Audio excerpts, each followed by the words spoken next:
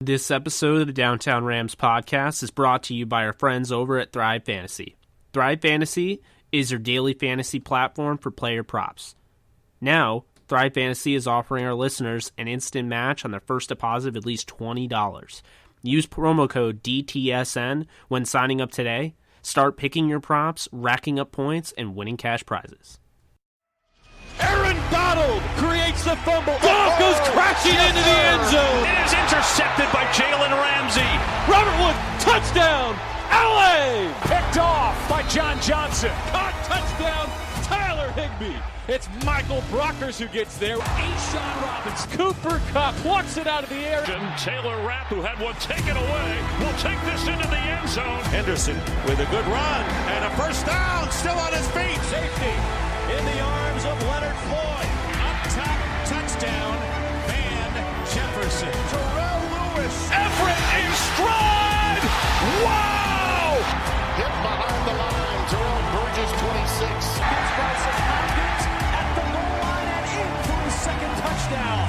Malcolm Brown into the end zone. Abu Khan with the strip sack. Picked off by Troy Hill. Akers with a stiff arm. Akers into the end zone. Cam Akers. LA will play for the Lombardi. Welcome back, guys, to another Downtown Rams podcast. It's episode 314. I'm your host, Jake Ellenbogen. Joining me, as always, is Alexis Kraft. And, of course, this is a preview show. And, of course, a preview show edition of the show means that we're going to have a guest on from the other side and the other sidelines. For the Buffalo Bills, we have Charlie Gross, who is the host of Downtown Bills. Their podcast is on Downtown Sports Network. You're definitely going to want to check that out because he does fantastic work. My friend Charlie, welcome to the show. Happy to have you on. Thanks. I'm really happy to be here. I'm glad you guys asked me to come on, and I'm looking forward to talking some Rams-Bills football. Us too, and just to start this off, I'm going to go over the injury report really quickly. Starting with the Rams, they just recently placed Joe Noteboom on IR, and then we promoted Natrez Patrick from the practice squad and signed Jeremiah Colon to the practice squad. But as far as who didn't practice and who isn't practicing for the Rams. Obviously, the big name here is running back Cam Akers, who has a rib injury. We aren't really sure to what extent yet, but he is not practicing as of right now. Offensive lineman Joe Noteboom, obviously, with calf injuries on IR. And then defensive back Darius Williams, who has an ankle injury. So all three of those guys are not practicing right now for the Rams. However, the big news for the Rams is running back Malcolm Brown was at full participation at practice. So he looks to like he's going to be able to go on Sunday. For the Bills, as far as who didn't practice, tight end Dawson Knox, who is in concussion protocol right now, running back Zach Moss, who has a toe injury, and then defensive end Mario Addison. However, they said that was just a rest day, so he should be good to go on Sunday. Limited participation, we have wide receiver John Brown, linebacker Tremaine Edmonds, linebacker Matt Milano, cornerback Taron Johnson, and defensive tackle Ed Oliver, who has a knee injury, and that's kind of a big name right there. But they were all limited participation. The good news for you guys is that wide receiver Cole Beasley and cornerback Tre'Davious White were at full participation. So the Bills had quite a list there. But if you could just tell me, Charlie, a little bit about what this injury report means for the Bills and how this could affect them come Sunday. Yeah, it's actually kind of scary as a fan.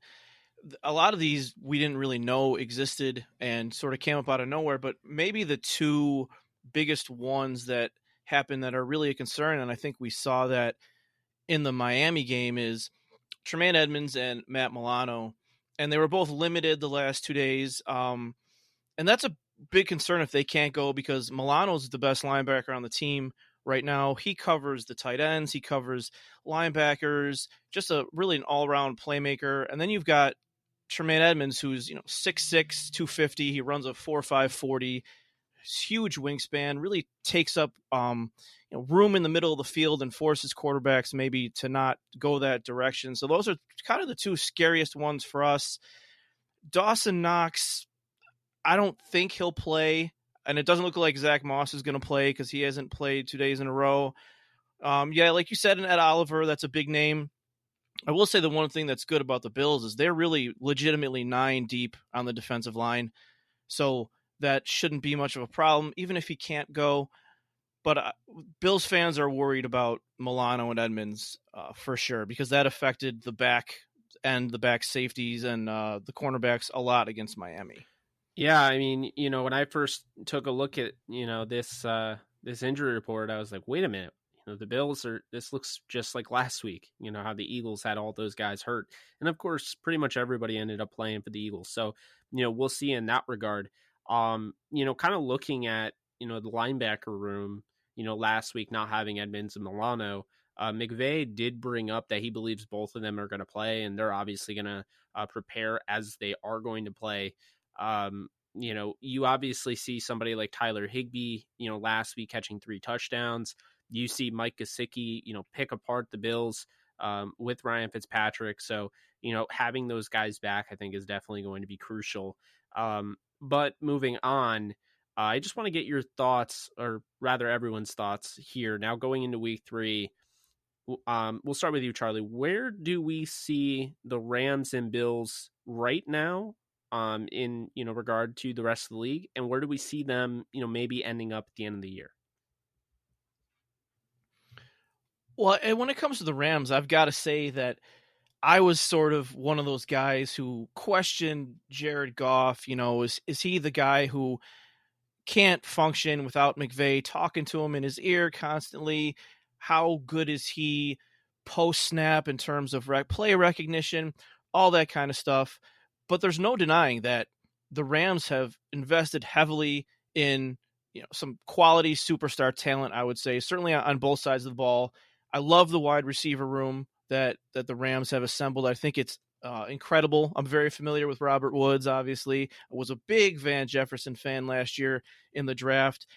And I was kind of surprised at what the Rams did so far, but I went back and watched the all 22 of the Eagles about an hour ago, and it's impressive. I think that McVay has sort of evolved a little bit, certainly in the types of run plays he's calling and that kind of stuff. And I think that division's wide open. I think it's pretty easy that the Rams could win 10 or 11 games.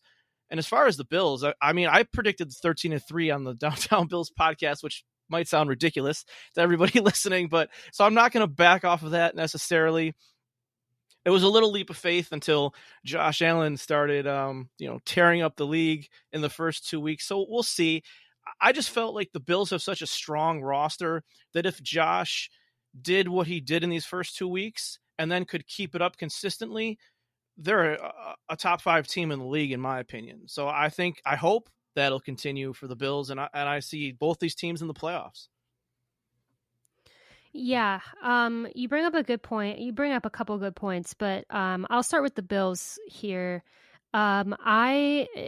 About May, June, I wrote an article for Downtown Sports Network where I kind of predicted how each team was going to do this upcoming season. And I had the Bills winning the AFC East. I had them going 11-5. I really like this Bills team. I really like everything, honestly, about the Bills organization.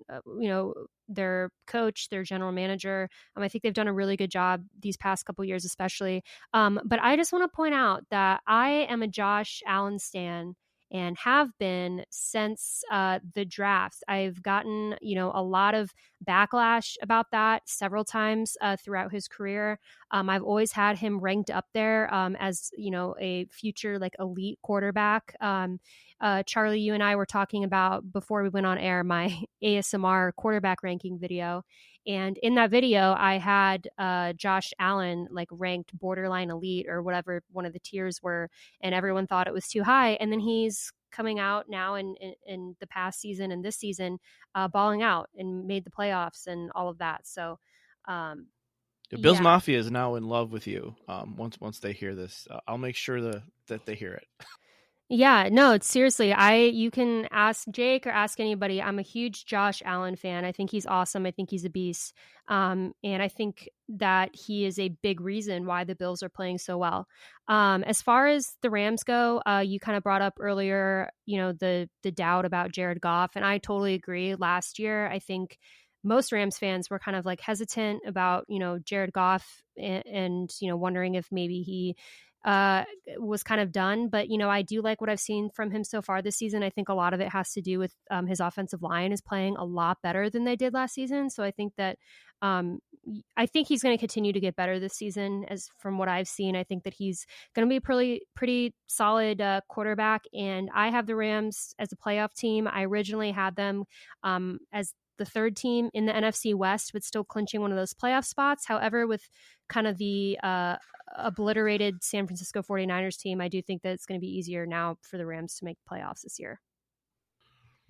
Yeah, so I look at the Rams here, as a team, they're coming in 2-0, and they started off 3-0 last year, and they've had some really great starts under Sean McVay, obviously. And there is, of course, some concern when you look at last year, but I just think this team's a little different.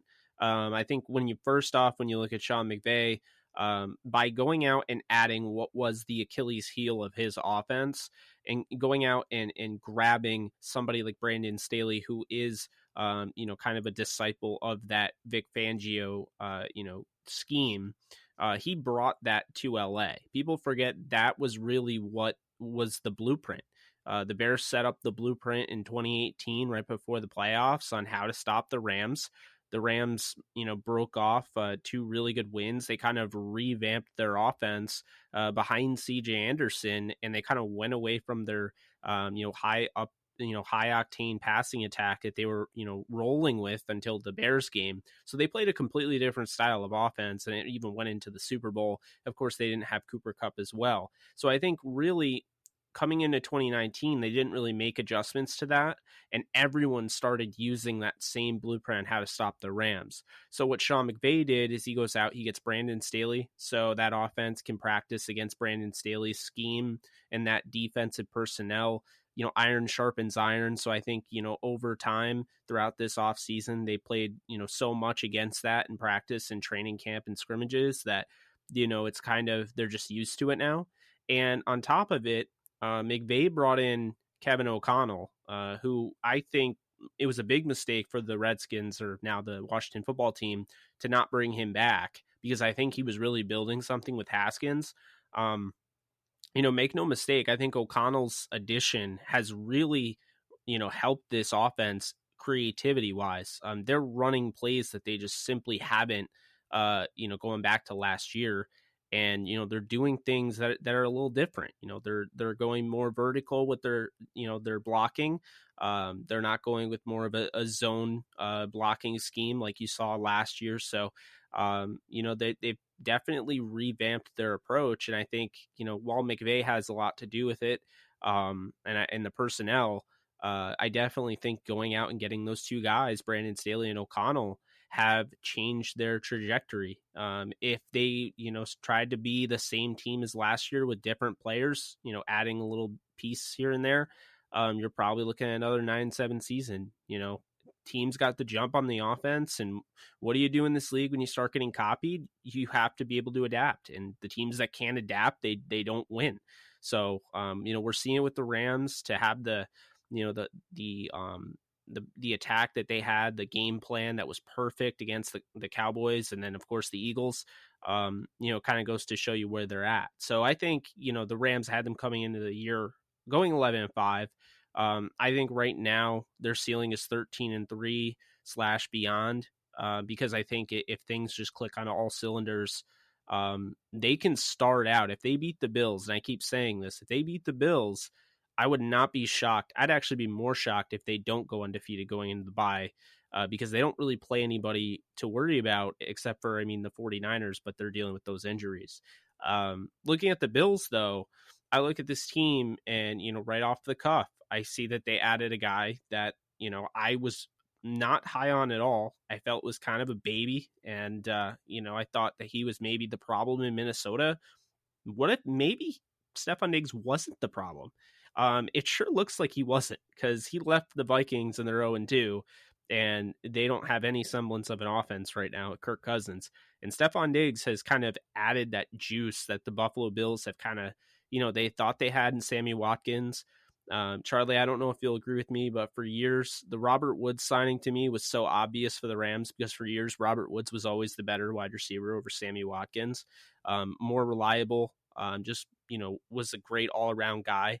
But now you take Stephon Diggs, who has that big playability that they haven't had since Watkins, and a guy that can stay on the field, and he's not an injury risk. On top of the fact you have John Brown, a guy that comes from Baltimore that you guys grabbed, and John Brown is a Ram killer. He was such a threat when he was with the Cardinals to go, the distance every time, and he's hard to come by. You added a receiver I really liked in the draft, 6'3", Gabriel Davis in the 4th round. Cole Beasley's always, a danger in the slot, killed the Rams, with the Cowboys. But the thing is, and I've been saying this for a while with the Bills, I think they have the best defense in football when they're fully healthy. Josh Allen he needs to play up to par. That was what I was saying coming into the year. Well, Josh Allen has. They're 2-0, and yes, we'll talk about how they only played the Bills and the Dolphins, but you play what's on your schedule first and foremost. And second, Josh Allen is leading the league in passing, so I don't care who he was playing against. You have not seen, none of us have seen this Josh Allen. We didn't even see it at Wyoming. I mean, he is just playing a different style of game and then throwing, a little jab here and there when he, takes the ball, himself and runs over guys and throws linebackers to the ground. So, I look at this defense and I look at the way that, Josh Allen is, turning into what people expected him to be behind a pretty good offensive line, with Mitch Morse and Quentin Spain and Deion Dawkins. And obviously you draft Cody Ford. So, I mean, I really like this team. I do think they can win their division. I do think they can win a Super Bowl. I think these are 2 Super Bowl contenders. Now, do we have to see more out of the Bills and Rams because they played technically 2 teams that haven't really jumped out at you early on? Sure. But this is the game to really show us who's legit. And I think this game is going to come down to the wire. But I really think the Bills and Rams are kind of on the same path right now. Both, have a chance to win their division, but also are legitimate Super Bowl contenders. Yeah, and going back to a couple points you raised real quick, certainly the Sammy Watkins trade is one that I think will live in infamy here forever. And that was the Khalil Mack draft, and just Doug Whaley was really good at collecting individual superstar talent, Marcel Darius, but he never really understood team building. And going back, Alexis, to your point is, man, what a difference Sean McDermott and Brandon Beane have made. It's just night and day. They have a plan, and I think they did something that was really smart with Josh Allen. This is a guy who, Joe Marino had mentioned that NFL Scout had called him and said, hey, we think that Josh Allen is 10,000 reps behind Sam Darnold, and that's why we don't have him above Darnold. So if you take that into consideration, he's kind of like this unmolded piece of clay. So it's going to take him a couple years to get the reps, to understand, for someone to give him the coaching that he needs and to get the reps. So we were, I think, looking at Cam Newton in Carolina, McDermott, Beane come from Carolina. They basically bring the entire team with them. Mario Addison, Vernon Butler. They got all these guys now from Carolina. And I think they're okay with Josh's volatility first and foremost. But they knew that they had to support him.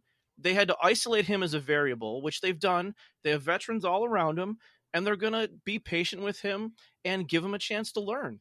So when people are saying after a year or two, Josh is this, well, what do you expect? He didn't have a lot of reps. He came from Wyoming, and now he's putting it all together. And the game is going to be a great test for him because he struggles against zone defense. That's the one thing he's always struggled with is zone defense.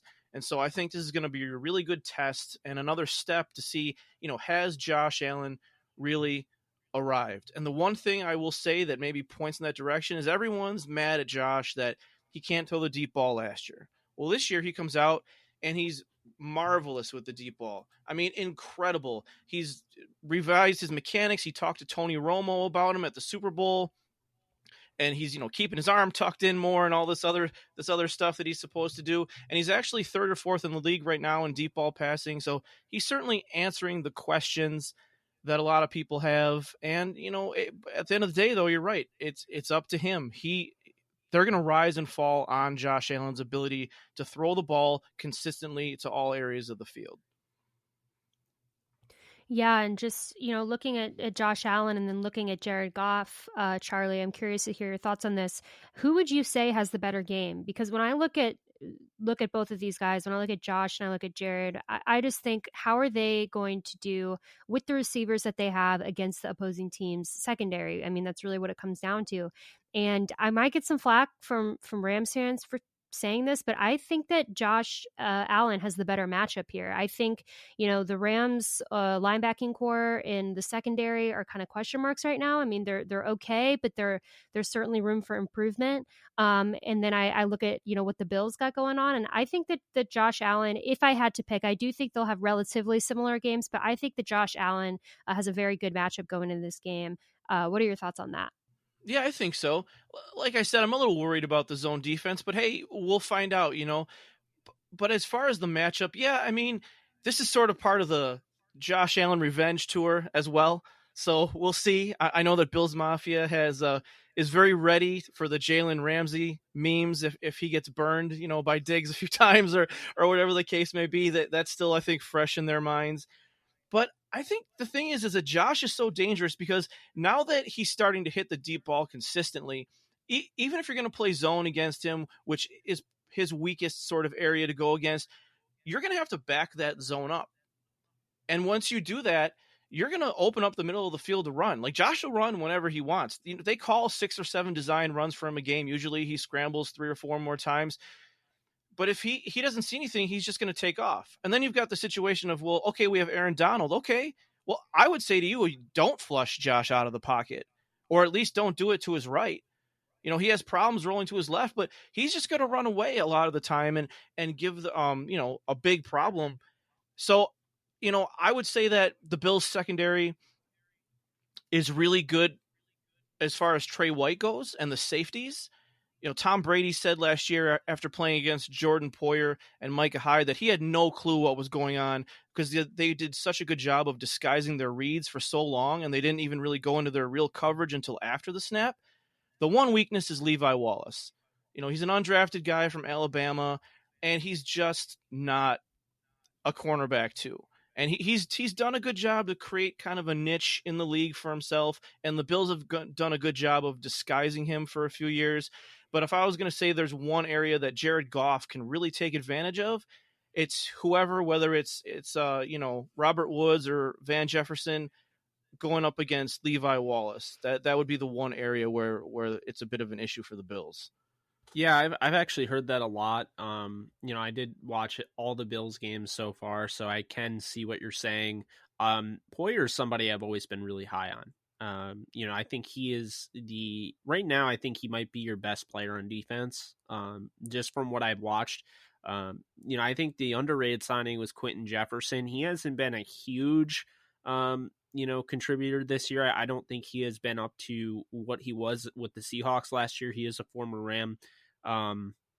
That really didn't get much of an opportunity to make the roster, but Quentin Jefferson, I think, is a beast, and I think he could be kind of a difference maker there. Micah Hyde, you go back, you watch him with Green Bay and how electric he was as a returner. He molded more into a legitimate defensive player with the Bills. I think he's a solid addition. I love that rotation, though, that you can have with the pass rush. I mean, you have guys like, first off, you draft AJ Epinesa in the second round. And then you have, Jerry Hughes, who will play. He was just resting. I believe that's why he was out. And then you have Mario Addison, who I believe is also resting. So, that rotation there, I like, just, what you bring to the table in the secondary. I'm a little higher on Levi Wallace than you are, but not much higher. Really like Teron Johnson, even though every time I see him, I think of when he got totally pelted by the football in the face at the combine. That's like literally the first thing that comes to mind. But Him, obviously Trey White, who's one of the better corners in football. I love Ed Oliver. Saran Neal, I think, is kind of a Swiss Army knife when he gets an opportunity. I love Vernon Butler. I think, the Carolina Panthers gave up on him too quickly. I think Matt Milano is kind of a do-it-all linebacker, so I really like him. And Tremaine Edmonds, he's still very young. I think really the key here is that, when you look at this, for Jared Goff, you're not going to have Tyrell Dodson out there, who played 99% of snaps last week. And I felt like Dodson was a significant downgrade in the linebacker group. And so is AJ Klein. I've never been an AJ Klein fan. I think Edmonds and I think, Matt Milano can really play. Obviously Edmonds isn't quite the coverage linebacker the way Milano is, because Milano I think can, might actually be able to give Higbee a run for his money. Looking at the two quarterbacks in this one, though, I think, both teams are going to disguise their coverages pretty easily. I think, when it's all said and done, the way McVay has called plays for Jared Goff early in the season, you can tell it's just easing it, right? With the Bills, I feel like this is how they're going to play football the rest of the year, and they're literally throwing everything out there. I think that's actually the advantage to Goff, is that McVay will literally, I don't think the Rams have much tape on their true offense out there for the Bills to study, because I just simply don't think that they've shown enough of their hand. And so I do think Jared Goff will have a better game than Josh Allen. I could see Josh Allen, he hasn't made any mistakes really this year. I could see him throwing a couple interceptions, trying to press the need. Not needing to, but I have watched Josh Allen numerous times. I know he will try to force a ball in there when it's not there. I think the way I described him when watching his film at Wyoming was, this guy is like Die Hard, where, Bruce Willis will literally shoot himself through his own chest as long as it kills the bad guy behind him. But, you're going to take that shot while you're, technically you're trying to, force your hand against another team. So I think Josh Allen is more, carefree with the football than Goff. I think Josh Allen is more explosive though. So if the Rams can't stop the run, you could see Josh Allen, maybe he, realizes this isn't going to be a game where I can, kind of take over with my arm. So I'll take over with my legs. So if that's the case, I could see Josh Allen in total yards having a better game than Goff. But I think overall as a passer, I think Jared Goff will have a better football game on Sunday. Yeah, I think he's the better passer. If nothing else, he's got more experience in the league, right? He comes from a bigger program. And I think that that's the thing. And I've said this before on different podcasts, that when people want their team to draft a quarterback, nobody says, I want my team to draft Josh Allen, that type of quarterback. You're always like, man, I hope we get a guy like Aaron Rodgers, or I hope we get a guy like Drew Brees who can throw it in the tight window and this and that, the other. Like, Josh isn't that guy, and he may never be that guy. And what I try to tell people is, it's okay. Like, I had to radically accept that as a Bills fan because I really wanted Josh Rosen at the time. But the Bills, I believe, are really okay with Josh's volatility because, as you said, he can take over a game. He fumbled twice against the Jets on these design runs, and he's fumbled in the past on design runs, and they keep calling it because he's such a weapon. So I think they're willing to live with him being part of the reason why they need to come back in the fourth quarter, because that athleticism and his rocket arm and his ability to make plays that not many other quarterbacks can make. Somebody said the other day, Josh Allen struggles sometimes with plays that any quarterback in the league could make, but he makes plays that very few quarterbacks in the league can make on the opposite end of that spectrum. So I think as a Bills fan, once you sort of accept that there's some volatility involved and you're going to be screaming at your TV, Josh, why did you lateral that ball in the playoff game? Like, stop throwing into triple coverage. That his abilities are just can be so tantalizing that this is just what it is for us, hopefully, for the next 10 or 15 years, and that's just what we're gonna have. Well, looking at the run game, a couple questions here, but Zach Moss is kind of questionable right now. I mean, it looks like he's probably not going to be playing if he's still in the did not practice list. So if he's not playing, how do you see the Bills managing the run game? And then also on the flip side of that, for the Rams, who do you think is going to be leading the Rams in carries this game? Well, I would say that if Moss can't go, then unfortunately it's going to be TJ Yeldon's going to be active, and I don't know if he's really going to do anything. My guess is that you're going to see more called runs for Josh, and you'll see Isaiah McKenzie, the jet motion sweep specialist guy for the Bills, do some more of that, and they're going to try to sort of get people moving. Luckily for us, we found out the other day that apparently Aaron Donald's not that great at run defense, so that was a little relieving to us. Blasphemy. I just had to get that. God, that makes me so mad. I almost went on a Twitter. I almost went on a Twitter rampage. No, it's okay. I get it, and I get that you don't agree. No, I do not agree. I think it was they misrepresented their metric. Let me say it that way. I wanted to personally take matters into my own hands and I find the culprit of this, because my thing is like, all right, you try and run a football against Aaron Donald. Let's see what happens to you. Go for it. I'd pay money to watch that. But also, I just don't think that it's accurate at all. I don't think that there's, I'm not going to get on a tangent let me say husband, it this way, because I do, I got some analytic whatever going on. I will say that one of my issues with analytics, I think, is that I'm all for people believing in their analytics because they created them. I get it. But I feel like a lot of people misrepresent what the analytic does. So to me, what that analytic does is it measures one segment of run defense that maybe Aaron Donald isn't great at.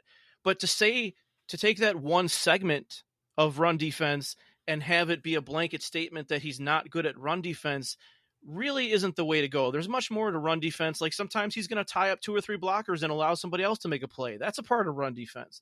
So to say it that way sounds, disingenuous, or like you're sort of misrepresenting the metric. So I understand what he was trying to say. I just think that to say it's this all-encompassing thing and that Aaron Donald isn't good now, I think is a bit silly. Yeah, I'm still very upset about it. Well, I didn't mean to trigger you. I didn't mean to. It's okay. I'll talk about it later with my therapist. But I'm learning how to control my anger about it. But anyways, back to reality. So who do you think is going to lead the Rams in carries? Well, I'm going to assume that it's going to be Darrell Henderson.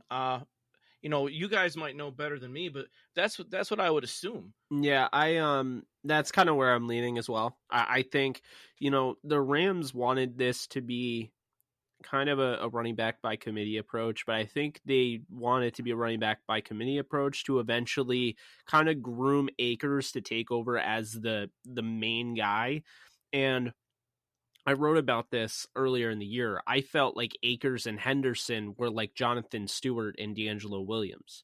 And I don't even know if that's the case, because here's the thing is that they might have 3 number 1 backs. I mean, I can't say like with confidence that neither of these 3 backs could start on the majority of teams in the league. I mean, the thing is, and people don't understand, is Malcolm Brown has only gotten better every year. And if you put him on, like, for instance, the Lions, because the Lions were trying to sign him to an offer sheet 2 years ago, I mean, there's a reason why they tried to do that. And, Malcolm Brown, I think, would be the best running back in Detroit right now. I think Cam Akers would be the best running back in Detroit right now. And I think Darrell Henderson would be the best running back in Detroit right now, just to kind of paint a picture. So, when I look at this running back room, the possibility of Akers not playing doesn't really worry me, because Akers is a long-term guy. They drafted Akers at 21 years old to be the long-term running back. Darrell Henderson they got in the 3rd round. They traded to get with the Patriots, I might add. They got him. They didn't really use him at all last year because they just didn't manage the running game well at all. But now, I feel like Darrell Henderson finally had an opportunity to show you what he can do. And keep this in mind, guys. Last week, he was not fully 100%, back from that hamstring issue. And he said that he could have housed that 40-yard run that easily is, he's gone in the open field if he doesn't have the hamstring issue. So he should be good, fully, 100% to go against the Bills. And I'd have to imagine Henderson's a guy that can take over games. He's very similarly built to, former Ram Trey Mason, who had, the ability to take over games before he just fell off the face of the earth. And he's honestly similar to an Alvin Kamara as well. So you see the ability pass catching out of the backfield, but then you see what he can do running in between the tackles. I think he's going to get the majority of carries. I don't think we see Akers for the next 2 games. I think, having that cartilage, the rib cartilage, I mean, that is not good. It's not like horrible. He's not out for the year, but those injuries, anything with ribs as a running back, I mean, you can't play around with that. So I don't think the Rams are going to force him in there. I think you're going to see more Akers and then, obviously get Malcolm Brown some action. And maybe you see the rookie Raymond Calais or, the other rookie Xavier Jones get some carries as well. I think both could easily fit into a rotation. They're both extremely talented backs. Yeah, I mean, I think it certainly helps the Rams to have, 3 running backs of that caliber to where, when Akers suffers this injury, there's certainly no rush to get him back on the field. That's for sure. I mean, we have, Brown and Henderson that are able to do a pretty good job, just them two. But, just looking at the Rams and the Bills offenses this week, Charlie, is there any certain matchup that you see a Ram or Bills offensive player exploiting this week? Well, I think the easy one probably from the Rams offense point of view is Tyler Higbee. Even if Milano goes, you don't know for sure how healthy he's going to be. And he's normally the guy that does that. They do throw some Saron Neal in there at times, and even Dean Marlowe will cover tight ends from time to time. But Milano has a hamstring, and the Bills have usually been pretty cautious with the hamstring. But with Edmonds hurt as well, I think they've realized that one of those guys has to play. And I think it's going to be Milano. The Bills beat reporters were saying that even though he was listed at limited, he was full go in practice. And we'll see. I mean, that's a big ask for Milano. As good as he is in coverage, he's only about 6 foot, 6'1", like 220. So he certainly isn't a guy who can be real physical. It's just more about the coverage. And I think as far as the Bills go, the obvious answer is probably Stephon Diggs. I think he's basically the best route runner in the NFL. And I think it'll be interesting to see what he does for Josh in terms of zone coverage. Because as I mentioned a few times before, Josh and zone do not get along. But having a guy like Diggs who's so nuanced and so experienced and just a real technician, I think it'll be interesting to see what he does and how he helps them in that regard. Yeah, and I look at this game, and what's really interesting to me is, you mentioned how Milano isn't quite built for that, that role. The thing that's really interesting to me is last week when you saw, for instance, the Eagles. They aren't really huge with wide receivers. They don't have a true Stephon Diggs yet. I mean, I'm not saying Jalen Reagor can't be, but they don't have that yet. Alshon Jeffrey was out. So really their Stephon Diggs, if you will, was Zach Ertz. And there were opportunities where the Rams were able to throw Jalen Ramsey right on Zach Ertz because of the lack of weapons. With the Bills, you can't exactly do that. And the Rams can't exactly do that because the Rams have a Stephon Diggs. They can't throw Jalen Ramsey, you have to throw him on Stephon Diggs, I'd imagine. So, that's going to be interesting. Plus the speed factor of, John Brown as well. I definitely think if you're looking at a matchup that could easily be exploited, though, if the Rams can do, and here's the thing, McVay is really good at isolating a receiver on a linebacker. He does it, once a game, it seems like, and they don't always go for huge chunk yardage plays, or it doesn't always like work to perfection, but when it does, it normally it results in a touchdown. I brought it up before on the show, Josh Reynolds being ISO'd on, Jermaine Pratt last year, the rookie against the Bengals, blew right by him. I would definitely watch out to see if Sean McVay can get motion going and, they isolate somebody like Tremaine Edmonds against, a Robert Woods or a Van Jefferson, because I'll tell you right now, that can be a threat in this game. The Rams motion more than anybody pre-snap in the league, and it's not really close. So they will really have the Bills, moving throughout this game. So it'll be interesting. I am interested to see how well Ed Oliver plays. I think he is going to play. I mean, I know he was limited with the knee, but I think he'll play. And I mean, this is a really good test for the Rams offensive line. I mean, when you look at, what went down last week, the Eagles have a good defensive line and pretty much everyone was back except for Vinny Curry. And they did a nice job, containing them. Of course, Fletcher Cox got through and got his, big plays in there because he's Fletcher Cox. But aside from that, I thought they did a nice job holding them down. And then, the Cowboys, aside from Aldon Smith, they really did a nice job, nullifying what the Cowboys do. But I look at this Bills defense and I'm one to continuously talk this defense up. I just look and I see guys like Ed Oliver, Quentin Jefferson, Vernon Butler, AJ Epinesa, Jerry Hughes, Tremaine Edmonds, Matt Milano, Jordan Poyer, Mike. Like the list is enormous. I do think this is the best defense when fully healthy, and I think Sean McDermott is a phenomenal head coach.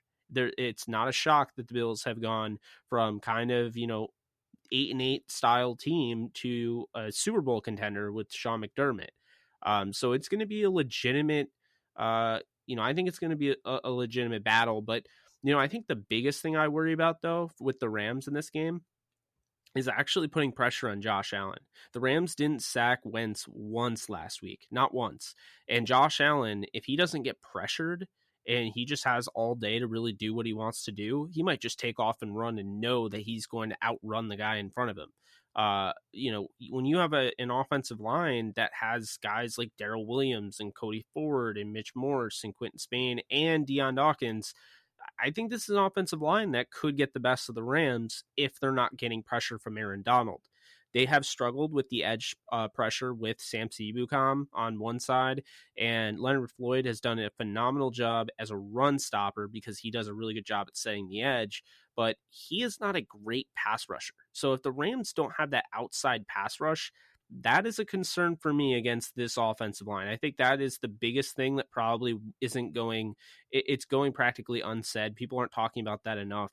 The Bills' offensive line is very, very good, and I think they're going to have a chance to really show that this Sunday.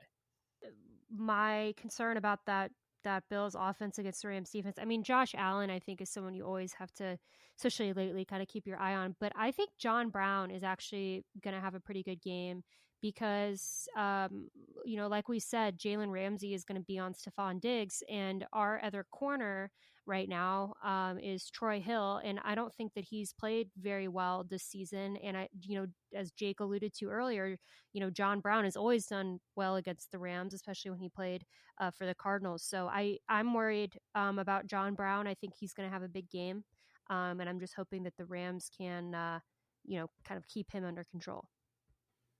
Yeah, I think going back to John Brown, the Bills really consider him to be a number one receiver as well. And I think maybe early in his career, he got pigeonholed kind of as he can run deep kind of guy. But last year, I think he had 1,100 receiving yards, and he really did a lot for Josh last year with opening up the field. And that's right. I mean, Diggs is going to get your number one corner. And then what do? You got John Brown.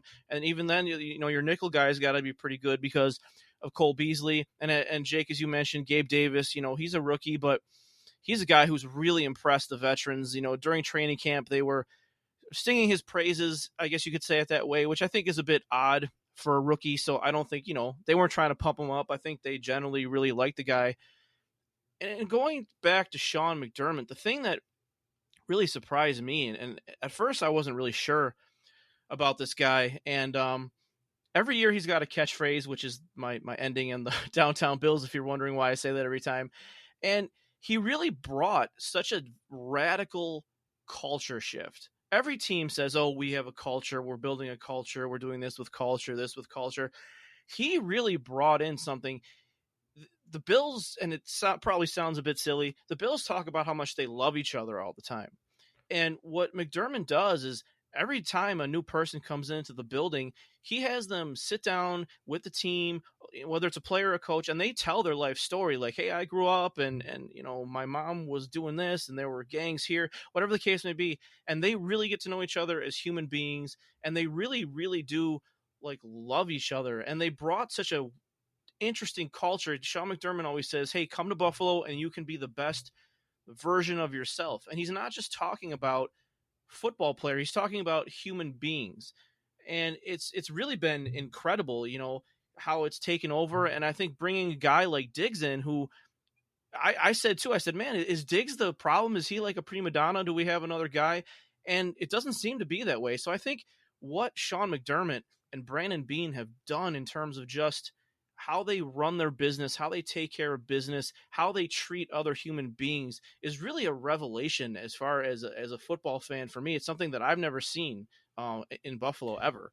Yeah, I mean, this is going to be Battle of the Shawns, and the two guys that completely, changed the culture for both of their teams. I mean, you talk about the 7-9 BS with Jeff Fisher, and then you go to Sean McVay, who, the Rams, they were called the same old sorry ass Rams, the SOSAR. That was what that St. Louis run after the greatest show on turf, that's what that was called.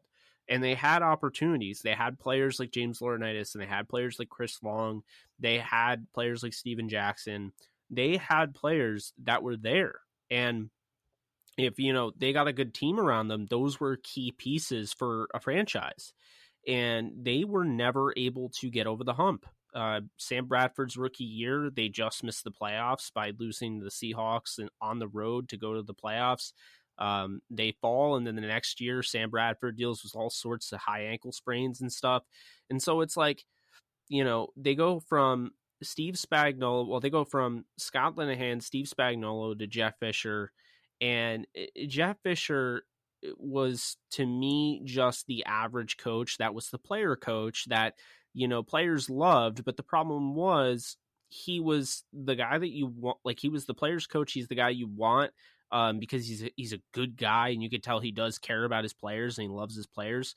But at the same time, you had to question the accountability. And I feel like Sean McVay has come in. I mean, obviously he took Jeff Fisher's roster and he added a few pieces to it, and they went from 4-12 to 11-5. And then, the next year they go 13-3 and they're in the Super Bowl. It's one of the craziest turnarounds, but it's not a shock because, you have guys like Sean McVay and you have guys like Sean McDermott and what he did in Buffalo and what he's done in Buffalo and what he'll do in Buffalo. It's just not a shock to me. You have these guys around the league and teams just miss them. Sean McDermott was the biggest coaching candidate. He was the biggest coaching prospect in the league the year he didn't want to be a head coach. At that moment, the Carolina Panthers should have tried to lock him up and made him their head coach over Ron Rivera. I said it then, and I'll say it again. I think they totally botched that. And because of that, Sean McDermott was able to come to the Bills, and, he was able to change the culture there. And he was able to, get together and grab these guys. I mean, there's a reason why the Vernon Butlers of the world are following Sean McDermott over from Carolina. He was a very well-respected coach. Same thing with McVay, with all the personnel that joined him.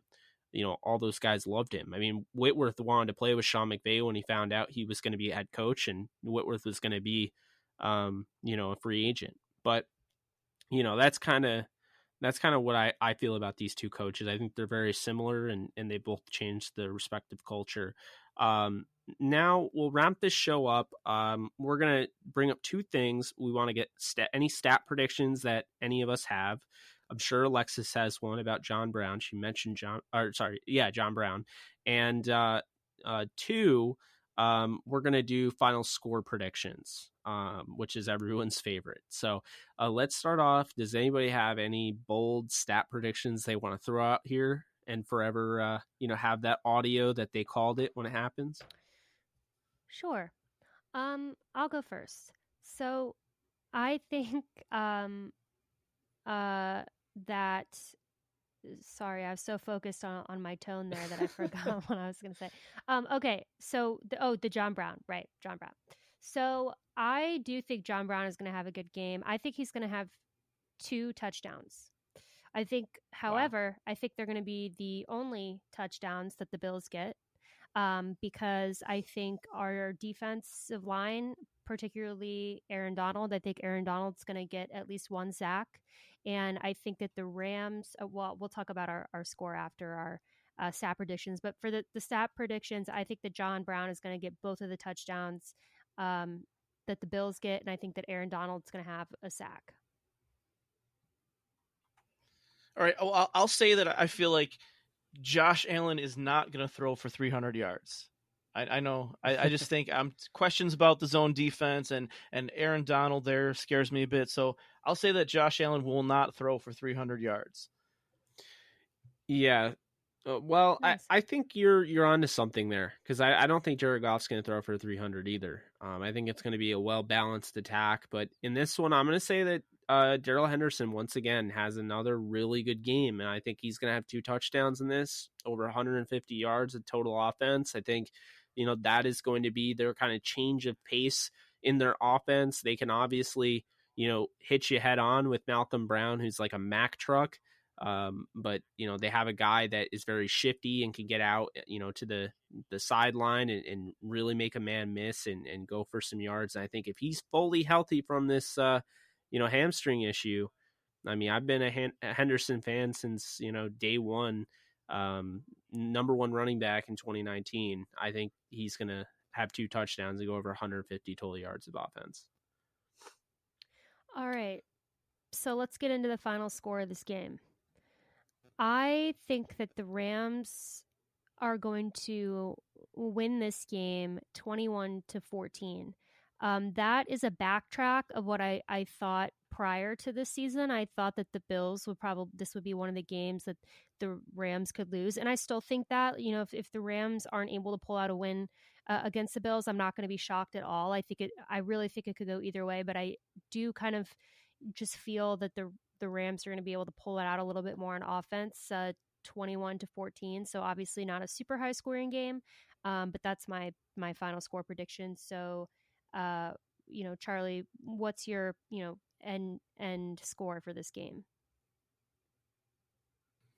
Well, not surprisingly, in order to keep my 13-3 record intact, I've got to pick a Bills victory in this one. I do think it's going to be closer than certainly I thought it was in the offseason.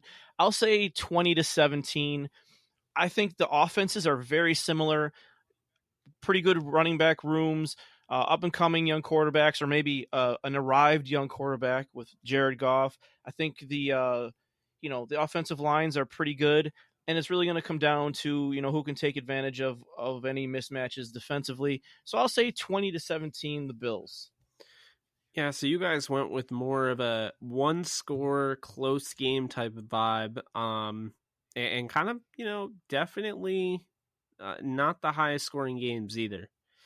Well, this is tough for me, because I do really think the Bills are doing something, but I think they are going to run into a buzzsaw here at home. They have not seen a team like the Rams so far, and I think the Rams are going to end up winning the game 31-19. The Rams continue their streak. They're one of only 2 teams defensively that have not allowed at least 20 points this year. The other team being the Baltimore Ravens, who I believe are the best team in football. So I think that streak will stand. I think you're going to get a really good game out of Henderson. Like I said, I think, it's going to be a very balanced game plan for Sean McVay. try to keep the time of possession and win the time of possession battle on the road and, end up coming away with a win. I think that's, what we're going to end up seeing. I think Josh Allen will make a couple of mistakes that, hurt the Bills, but don't ultimately cost them the game. And then I think at the end, it'll be too much to overcome. But yeah, that's what I have. 31-19 Rams. Charlie has the Bills and Alexis has the Rams. So, we'll see. But that is going to do it for this preview show. Before we go, Charlie, feel free to plug in any sort of, content you want our listeners to check out. Yeah, well, first of all, guys, I'd like to thank you for having me. And I'd like to thank you guys for giving me the opportunity to work at Downtown Sports Network. My Bills podcast is Downtown Bills. You can find it on Twitter at Downtown Bills. My Twitter handle is at Charlie_Gross_. And yeah, I'm doing some NFL draft stuff. I'm currently a student at the Scouting Academy. There may be a Downtown NFL Draft podcast coming, but me and Jake have to talk about that later. Also, there's I did start my own analytics company, which I'm hoping to roll out some stuff soon. My wife is building the website. It's TTP Analytics, Trust the Process Analytics, and hopefully I'll have some content for you guys there. I promise if I do player grades, they'll be not as controversial as somebody else's player grades. And I just want to say thanks again for having me on the show, guys. Yeah, thank you so much for coming on, and we're excited to, hopefully talk to you again soon. Yeah, for sure. Yeah, Charlie.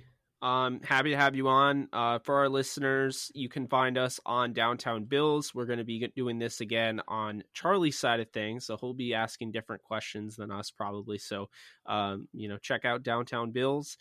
That should come out before the game.